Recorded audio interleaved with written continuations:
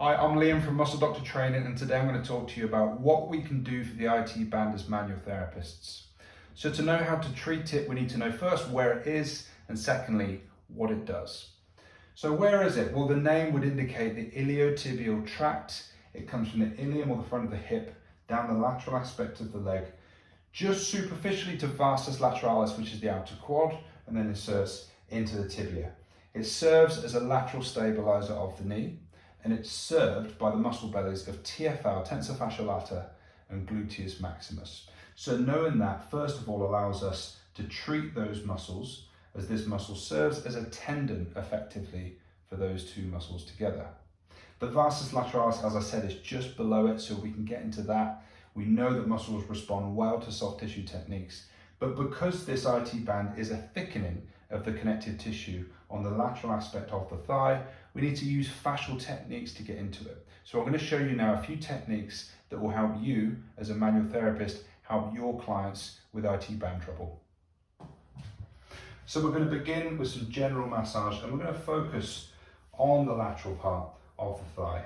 And we're just going to use basic effleurage and petrissage.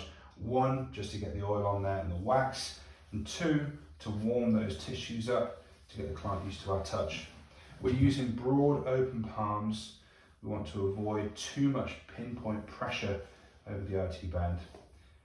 And we're keeping that stroke continuous, alternating hands as we go. So we're thinking now as we're working through, what have we got in the area?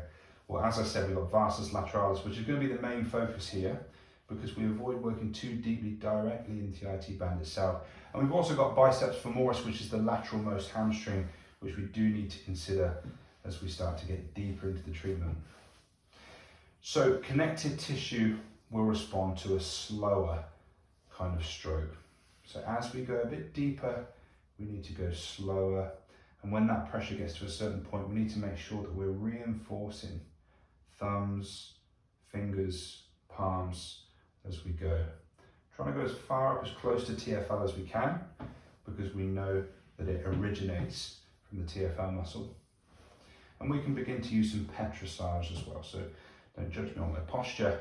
I'm trying to do this so that you guys can see, but we're using that petrissage with the thumbs, stroking through that vastus lateralis, bringing some IT band with it as well.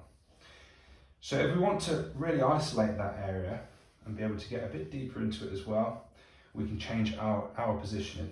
So we're going to bring this leg around to the opposite side, and we're just going to clamp that leg in between the arm and the right side of my body, slightly flex the knee, and we just want to support that knee with my hand behind it so that they can relax. So just relax there for me, and we can keep those strokes going. And now we've opened up a few different options of our body parts that we can use.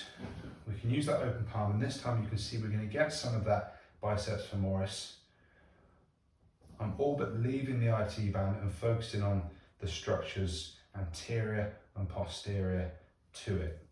We can go all the way up to that greater trochanter, finish off the stroke, come back, maintain contact on the way back, and then begin again. And as we start to go deeper, we can use those different body parts. So we can go relaxed knuckles. You can see I'm not going directly on the lateral line. I'm focused into biceps femoris. I can feel the posterior most part of vastus lateralis just along there. And then we can change the emphasis to go into vastus lateralis. And you can see that as I did so, I'm just intuitively extending the knee, which will relax that muscle. And we can bring some movement in there as well, which can feel quite nice. Back into those more superficial strokes. And if you want a bit more pressure, a bit more depth, and a bit of variation, we can go for a forearm. You can see my hands relaxed. I'm lunging into the movement. My left leg is up against the couch, just supporting my weight for my own longevity. And I'm starting now to use the Stylo process of the ulna. So that bony prominence just there, into vastus lateralis.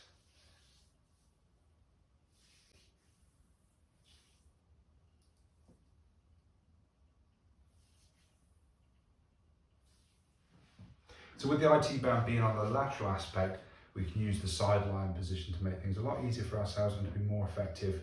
We're going to focus here on TFL. So TFL, as we said, is the origin, or one of the two origins for the IT band.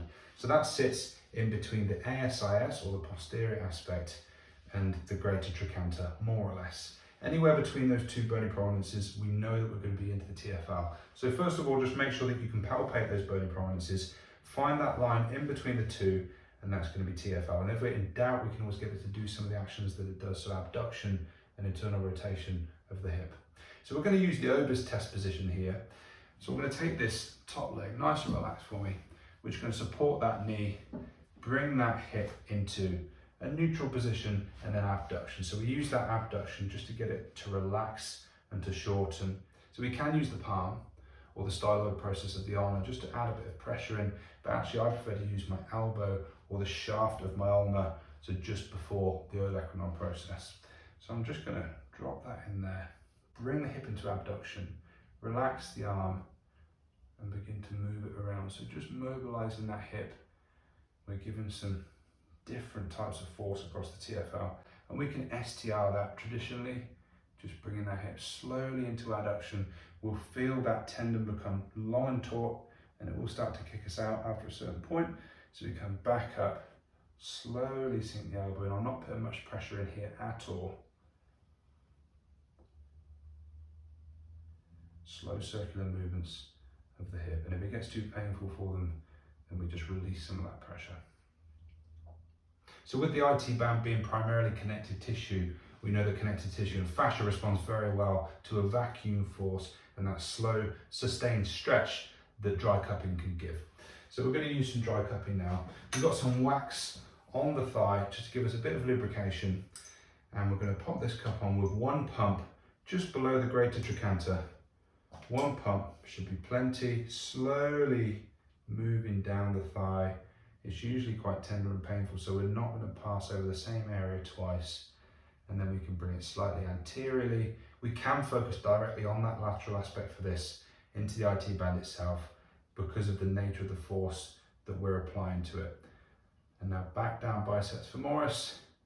And as we come back to the top, we're not going to overdo it, but we can just give some transverse motion side to side. It may start to lose its vacuum as it has just done.